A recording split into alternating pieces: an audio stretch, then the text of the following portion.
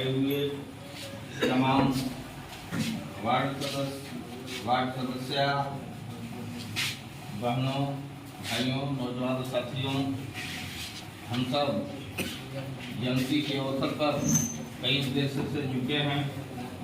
सबसे पहले तो मैं ये कहना चाहूँगा कि बड़े विस्तार से हमारे पूर्व के वक्ताओं ने महात्मा गांधी जी के बारे में और लाल बहादुर शास्त्री जी के बारे में बताया है। जैसा सबने बताया, आज़ादी को या गुलामी से भारत को मुक्त कराने की लड़ाई का अगुआ महात्मा गांधी थे। आज़ादी की लड़ाई में इन्होंने अपने जीवन का अनेकों वर्ष जेलों में बिताया, लेकिन ये कभी हार नहीं माने और 200 वर्ष अंग्रेजों को राज्य करने के बाद भी उनके पाँव के लिए अपने नेतृत्व में उखाड़ किए। ऐसे भारत के राष्ट्रपिता को आज जयंती के शुभ अवसर पर हम सभी नमन करते हैं। अपने पूर्व के प्रधानमंत्री लाल बहादुर शास्त्री जी का भी आज जयंती है। अभी लोग जिक्र कर रहे थे कि ताशकंद समझौता के दौरान ही इनका मृत्यु हो गया था।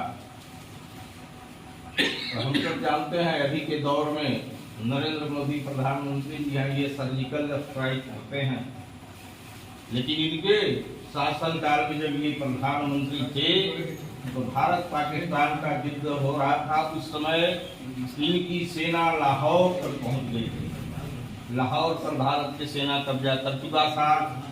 उस कब्जा के बाद ही ताशकंद समझौता हुआ था। अब तो मौत के बारे में अनेक तरह की बातें आती है, लेकिन ताशकंद समझौता में इन्होंने लाहौर से अपनी सेना को वापस लाने का समझौता कर लिया था।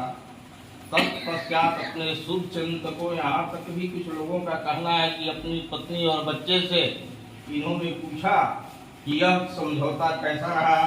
उन लोगों ने उसी वक्त कहा कि यह आपने अच्छा नहीं किया। तो एक मान्यता यह भी है कि इन कारणों से इनका हृदय गति वही रुक जाती है और मौत हो जाती है।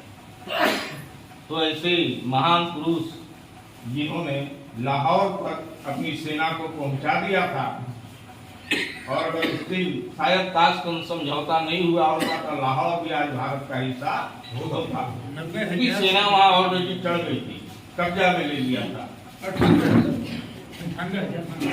तो ये दोनों देश का महान विभूति जो अब हम लोगों के बीच नहीं है, लेकिन इनके किए हुए काम सदा सदा तक याद किया जाएगा।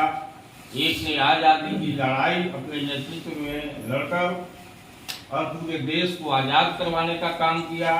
दूसरे ने राष्ट्र के विकास में अपना बहुत ज़्यादा भूमिका निभाया और देश को आगे बढ़ाने में काम किया।